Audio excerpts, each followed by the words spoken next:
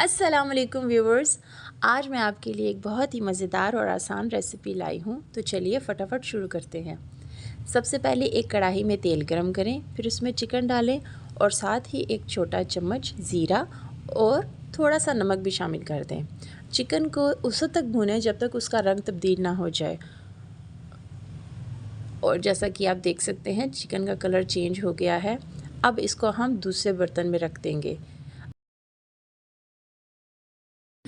अब हम प्याज को बारीक काट लेंगे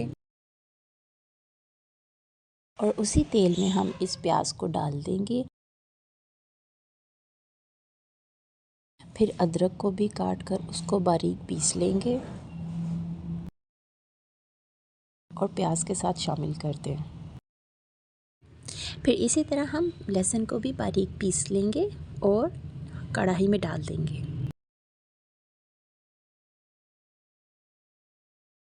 एक छोटा सा बादियान का फूल और एक छोटा टुकड़ा दालचीनी का।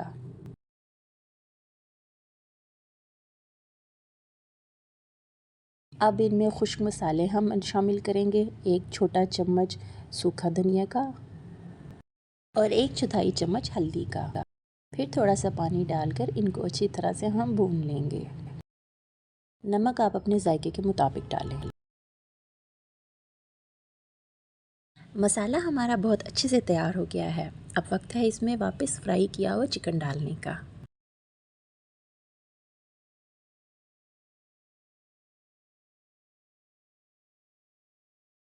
हरी मिर्च में डालना भूल गई थी। चले हरी मिर्चों को भी बारीक बारीक काट कर कढ़ाई में डाल दें। देखें अभी से इसकी रंगत कितनी खूबसूरत और दिलकश नज़र आ रही है। अब थोड़ा सा पानी डालकर चिकन को मसाले के साथ एक बार फिर अच्छी तरह से भूनेंगे। भुनाई बहुत अहम है, इसी से ही जायका निकलता है। अब इसमें जाएंगे 8 से 9 अदद मीडियम साइज़ के टमाटर, जिनमें मैंने पहले से ही ब्लेंड करके पेस्ट बना लिया था। टमाटर का पेस्ट डालने के बाद इसे हल्की आंच पर पकने और भूनने देंगे। जितनी देर में टमाटरों का पानी हल्का सा खुश्क होता है उतनी देर में हम बैंगन को अच्छी तरह धोकर उनके छोटे छोटे टुकड़े करके काट लेंगे।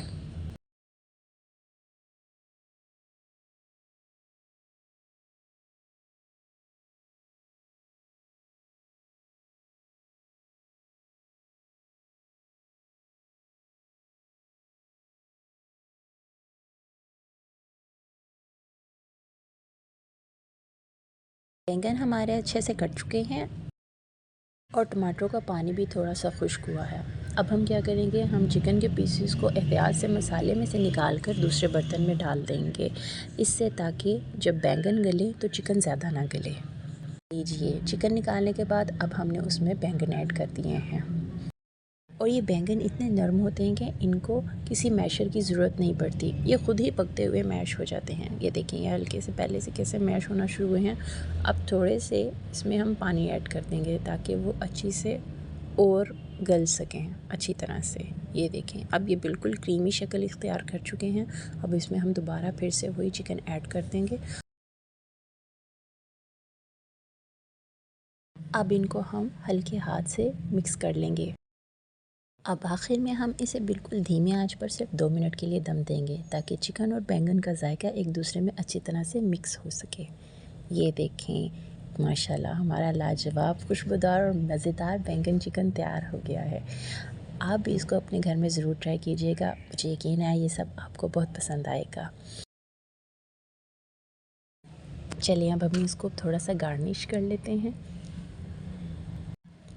आप बैंगन चिकन को चावलों के साथ या रोटी के साथ कैसे भी जैसे आपका दिल करे खा सकते हैं। मुझे चावलों के साथ अच्छा लगता है तो मैंने चावल बनाए हैं। अगर आपको मेरी ये आसान और मज़ेदार रेसिपी पसंद आई हो तो इस वीडियो को ज़रूर लाइक करें और अपने दोस्तों और फैमिली के साथ ज़रूर शेयर करें और मेरे चैनल को सब्सक्राइब करना मत भूलें ताकि आप मेरी कोई भी नई रेसिपी मिस ना कर दें। अगली वीडियो तक के लिए मुझे आप इजाज़त दें। अपना और सबका, अपने करीब रहने वालों का सबका बहुत ख्याल रखें और खुश रहिए। अल्लाह हाफ़िज़।